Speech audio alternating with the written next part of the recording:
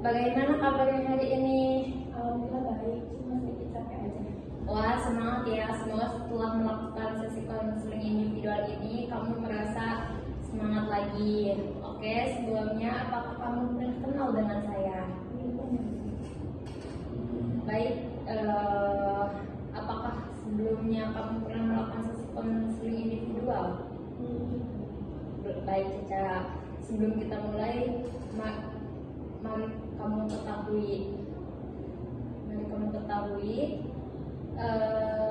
semua yang kita bicarakan di ruangan ini akan terjaga kerahasiaannya. Cuma kita berdua yang tahu. Jadi kamu tidak perlu ragu untuk bercerita di sini. Mari sebelum melakukan sesi konseling individual sama-sama berdoa sejenak untuk menjalankan sesi konseling individual ini dengan baik.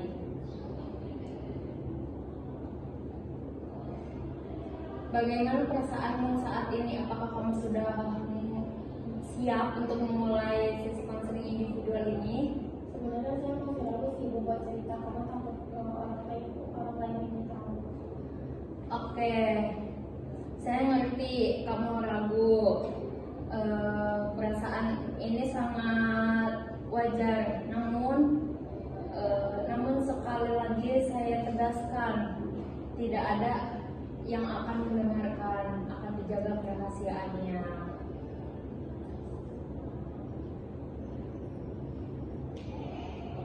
Baik Ibu. Kalau saya cerita, apakah akan terjaga rahasianya? Tentu akan dijaga kerahasiaannya karena di sini cuma kita berdua. Jadi saya langsung aja cerita tentang masalah saya ini. Ya baik. Jadi saya tuh ada saya tuh kurang pede gitu kalau presentasi di kelas. Kadang gugup, jadi kayak apa yang saya udah mau siapin, saya mau ngomong, saya tahu mau ngomong apa kalau presentasi di kelas. Mungkin karena kayak banyaknya audiens, jadi saya terdistract, jadi kayak suka lupa sama materi. Terus pernah waktu itu saya tuh lagi presentasi di depan teman-teman di dalam kelas, terus saya lupa sama satu materi penting, dan itu diketawain sama teman saya, jadi kayak bahan ketawa gitu. Terus itu saya langsung merasa kayak minder, insecure, terus saya bingung harus kayak gimana.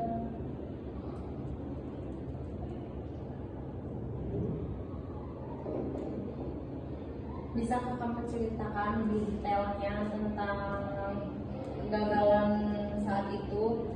Apa pernah gagal saat presentasi yang membuatmu berpikir itu adalah kegagalan?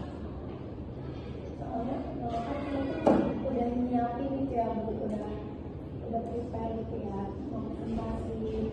Saya juga udah coba latihan malamnya, kan misal besok presentasi di pagi di kelas. Terus saya malamnya karena saya tuh suka latihan dulu di depan cermin, kayak tarik nafas, terus biar saya ngomongnya nggak gugup. Nah itu waktu malam tuh saya kayak bisa ngendarain diri saya, tapi ketika sudah di kelas tuh ke distract karena saya lupa sama satu materi penting. Jadi ya itu jadi bahan teman saya sih. Terus jadi saya kayak merasa saya tuh gagal dalam presentasi itu. Saya tuh nggak ngelakuinnya dengan baik. Jadi kamu takut dihakimi atau ditertawakan lagi sehingga kamu cenderung menghindari presentasi atau merasa sangat cemas. Perasaan itu sangat wajar. Menurutmu apa yang paling kamu harapkan dari pertemuan kita hari ini terkait kecemasan ini? Saya berharapnya dengan saya cerita sampai ibu itu saya jadi itu jadi lega aja. Terus saya jadi merasa bisa coba lagi untuk kayak bangun dari kegagalan itu. Saya jadi bisa berubah jadi lebih baik. Bagus sekali. Itu adalah tujuan yang jelas. Sekarang mari kita Sekarang mari kita lihat apakah hal-hal kecil yang buat kamu lakukan untuk menerapkan diri yang mungkin bisa mengurangi kecemasan.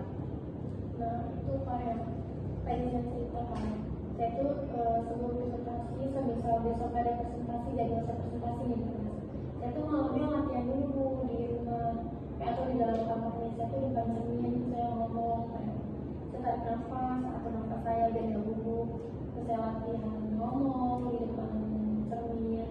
Nah, terus juga kan kalau presentasi bahasanya harus sopan dilakukan, walaupun kita udah kenal nih sama teman-teman kelas kita harus ketahui juga adab dan bahasa. Bagus, ide yang bagus. Latihan di depan cermin atau dengan teman adalah langkah-langkah proaktif yang hebat. Selain itu, bagaimana jika kamu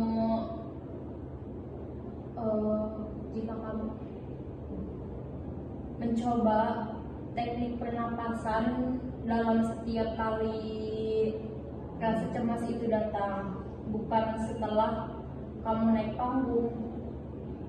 Mungkin dengan cara saya melatih pernapasan dan nafas itu saya jadi lebih tenang, bernafas biar nggak gugup kan, karena kayak suka gemeteran kalau depan orang banyak.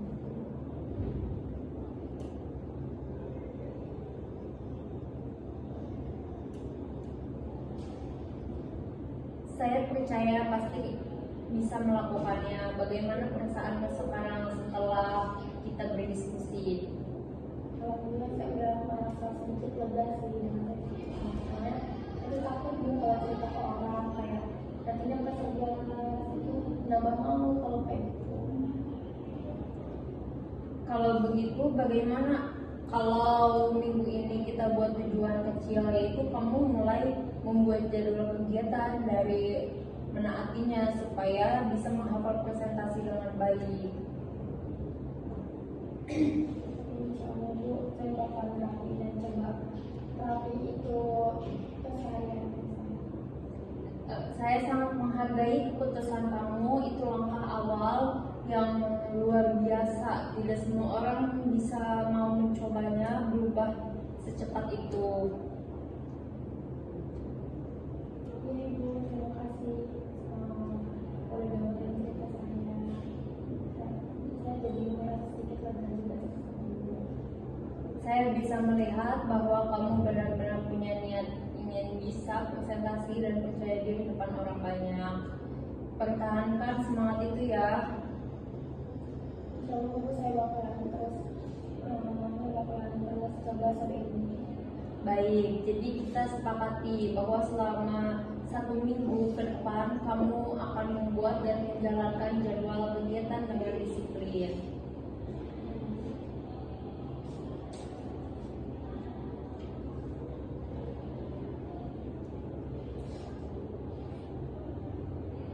Disiplin pertemuan berikutnya, kita akan evaluasi bersama hasilnya.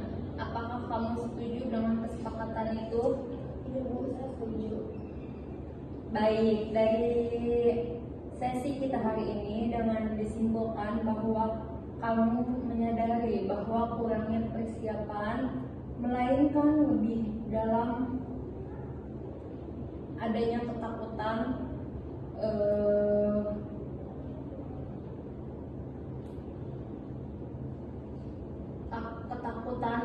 dinilai orang lain itu negatif, buruk, jelek.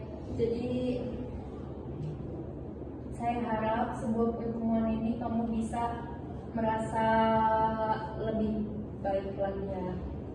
Sebelum kita akhiri, mari kita berdoa agar langkah kamu ke depannya dimudahkan dan diberikan kekuatan dalam menjalankan tanggung jawab.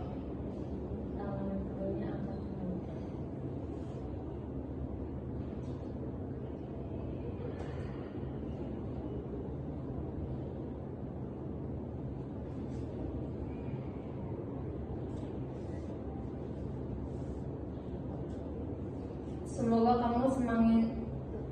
kamu semakin semangat ke depannya menjalankan aktivitas. Sampai jumpa di pertemuan berikutnya.